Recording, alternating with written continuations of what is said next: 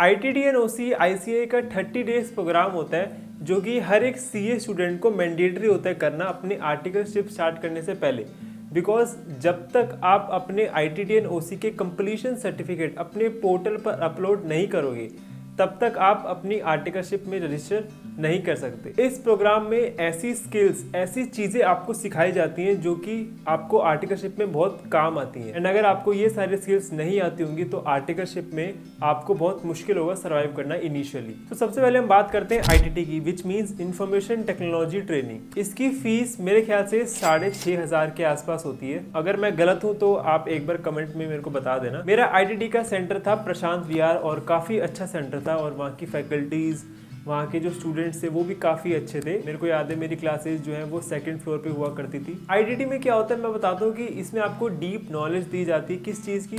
Like MS excel की, MS word, MS access, Tally सिखाया जाता है आपको, बिजी सॉफ्टवेयर, पावर पॉइंट सिखाई जाती है। तो वो सारी चीज़ें सिखाई जाती है जो कि एक CA फर्म, एक ऑफिस में जनरली बच्चे को आनी चाहिए। और मेजरली CA फर्म्स में MS एक्सेल और टैली ज़्यादातर यूज़ होता है। शॉर्टकट सिखाए जाते हैं ताकि आप सिर्फ कर्सर से आपको क्लिक ना करना पड़े, आप कीबोर्ड से फटाफट कर सकते हो ताकि आपका टाइम भी बचे। ITT में 3 टेस्ट भी होते हैं। और हाँ, ऐसा मत सोचना कि टेस्ट में बच्चे फेल नहीं होते, टेस्ट में बच्चे फेल भी होते हैं, बहुत कम होते हैं बट होते ज़रूर हैं।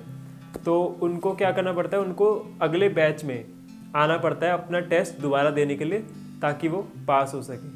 तो बहुत ही झंझट हो जाती है वो चीज़ें। तो प्रेफर करना आप पहले से ही पढ़ते चलो और टेस्ट में अच्छे मार्क्स स्कोर करो, क्योंकि जब तक आप पास नहीं होगे तब तक आपको कंप्लीशन सर्टिफिकेट भी नहीं दिया जाएगा। लास्ट डे पर प्रेजेंटेशन भी होती है। प्रेजेंटेशन में क्या होता है, हर पूरी क्लास को ना डिफरेंट टॉपिक्स दिए जाते हैं और ग्रुप्स में डिवाइड कर देते हैं। तो हर एक ग्रुप को एक एक टॉपिक मिलता है और सबको ना प्रेजेंटेशन देनी होती है फैकल्टी के सामने। और वो प्रेजेंटेशन के बाद क्रॉस क्वेश्चंस भी करते हैं, मतलब कि पूरी PPT के अंदर से बहुत सारे सवाल पूछते हैं तो उनका जवाब भी हमको देना पड़ता है। तो ओवरऑल आपको समझ आ गया होगा कि ITT में ये चीज़ें होती हैं। अब बात करते हैं OC की। OC मतलब ओरिएंटेशन कोर्स। सबसे मज़ेदार होता है OC कोर्स। मेरा सेंटर पड़ा था ईस्ट आज़ाद नगर में। मेरी मानो तो यार, अगर आपको ईस्ट आज़ाद नगर के अलावा कोई सेंटर में बैच मिले तो आप उसको प्रेफर करना, बिकॉज ईस्ट आज़ाद नगर में सेंटर अच्छा है नो डाउट, बट क्या है, बहुत कंजेस्टेड है, मतलब बहुत ही भिच्चा सा है। तो मेरे को तो पसंद इतना अच्छा नहीं लगा मेरे को। पर अगर आपको और अच्छा कोई सेंटर मिले, लाइक पीतमपुरा हो गया, विश्वास नगर हो गया, तो आप उसको कंसिडर करना rather than east Azad Nagar है। ओरिएंटेशन कोर्स की आई थिंक फीस होती है 7,000 के आसपास होती है। उसी में क्या सिखाया जाता है, लाइक डिबेट करवाई जाती है, टीम वर्क सिखाया जाता है, कोऑर्डिनेशन बिल्डअप की जाती है, सेलिंग स्किल्स सिखाई जाती है। 15-20 मिनट में हमको बिजनेस आइडियाज क्रिएट करना पड़ता है और प्रेजेंट करना पड़ता है सामने टीचर को। बेसिकली क्या है कि इंट्रोवर्ट इंसान को ना पूरा एक्सट्रोवर्ट इंसान बना के छोड़ते हैं। एटिकेट सिखाई जाती है, प्रेजेंटेशन स्किल्स इंप्रूव की जाती है, कम्युनिकेशन स्किल्स इंप्रूव की जाती है।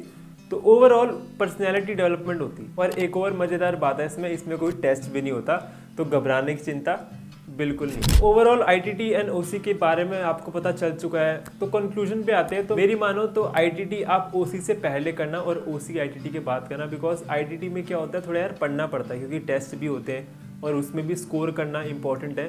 तो पढ़ाई वाली चीज़ें ना पहले हो जाए ना तो बाद में टेंशन फ्री रहते हैं कि अब बाद में सिर्फ हमें OC करना है जिसमें मज़े करने हैं, जिसमें हमें थोड़ा खुलना है। And if you want to know कि ITT एंड OC में हर एक दिन क्या क्या होता है, कौन कौन सी फैकल्टी आती है, तो उसकी मैंने प्लेलिस्ट बना रखी है। 10 व्लॉग्स मैंने निकाले थे, तो उसकी proper playlist ITT and OC vlogs के मैंने बना रखी है, तो आप उसको भी देख सकते हो फॉर मोर रेफरेंस। और हाँ, टेस्ट का क्वेश्चन पेपर भी मैंने दे रखा है। एंड ITT OC में रजिस्ट्रेशन कौन सी वेबसाइट से करवानी है तो उसका भी लिंक मैंने डिस्क्रिप्शन में दे दिया है ताकि आपको परेशानी ना हो, आपका मैंने काम आसान कर दिया है। तो अगर आपके अभी इंटरमीडिएट के एग्जाम्स खत्म हुए हैं और आप सोच रहे हो कि मुझे ITT एंड OC करनी है, तो ये 5 चीज़ें हमेशा याद रखना। और ये 5 चीज़ें यूट्यूब पे कहीं भी नहीं मिलेंगी, ये मेरी गारंटी है।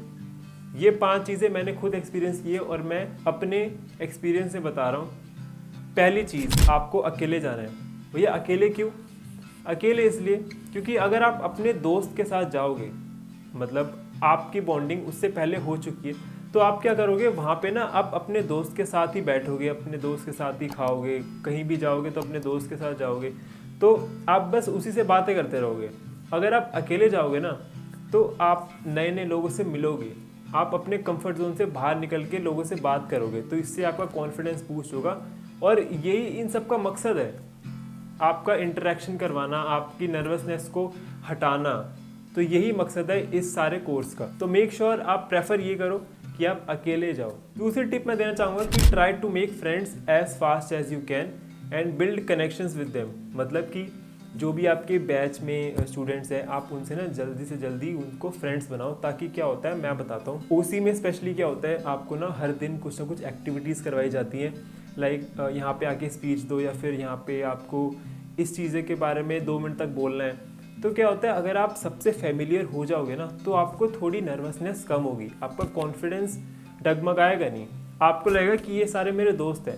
पर अगर आप छुप छुप के बैठे रहोगे, अगर आप शांत बैठे रहोगे और एकदम से किसी ने उठा दिया कि आ जाओ आपको इस टॉपिक पे बोलना है, तो आप नहीं बोल पाओगे, आपको बहुत नर्वसनेस होगी। सबसे इंटरेक्ट करना है, सबसे फेमिलियर हो जाना है, तो ये आपके लिए ही बेनिफिशियल होगा, नहीं तो आपको बहुत मुश्किल होगी ये 15 दिन काटने में। तीसरी चीज़ आपको जो ध्यान रखनी है वो है कि अपने आप को ना हमेशा सुपीरियर मानना है। ऐसा नहीं मानना कि यार मैं तो बेकार हूँ, बाकी सारे अच्छे हैं। नहीं भाई, ये फीलिंग हर स्टूडेंट के अंदर होती है कि यार बाकी सब तो अच्छे हैं, मैं ही बेकार सा हूँ थोड़ा। तो ये चीज़ हमेशा आपको हटा के रखनी है। तो ये टिप है मेरी तरफ से कि अपने आप माइंड में अपने आप को ये सोचना है कि मैं सबसे सुपीरियर हूँ, मैं बहुत ही अच्छा हूँ बाकी सबसे। चौथी टिप है कि जो आईटीटी में जो टेस्ट होते हैं उसको आप सीरियसली लेना। बिकॉज ये टेस्ट जो होते हैं वो सिर्फ टेस्ट नहीं है, ये सारे जो नॉलेज है वो आपको आर्टिकलशिप में भी काम आती है। अगर आप जैसे तैसे आप टेस्ट निकाल लोगे तो आर्टिकलशिप में आपको दोबारा वो चीज़ सीखनी ही पड़ेगी, चाहते ना चाहते हुए भी आपको दोबारा से वो एक्सेल वगैरह की शीट्स वगैरह, वी लुकअप वगैरह, ये सब आपको सीखना ही पड़ेगा।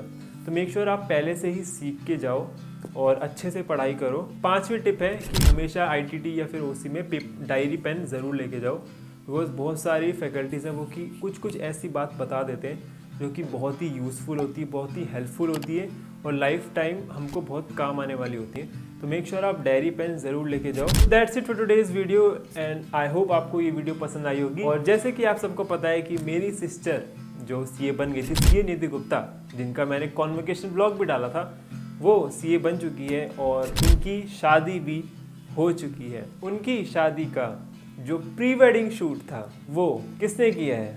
वो तुम्हारे भाई ने किया है। जी हाँ, मैंने अपनी दीदी और मेरे जीजू की प्री वेडिंग शूट की है जयपुर में, और उसकी वीडियो जो है वो मेरे सेकंड चैनल पे ऑलरेडी डल चुकी है। सो मेक श्योर आप उस वीडियो को जाके देखो और कमेंट्स में बताओ कि वो वीडियो कैसी लगी आपको। बाय बाय, मिलते हैं अगली वीडियो में।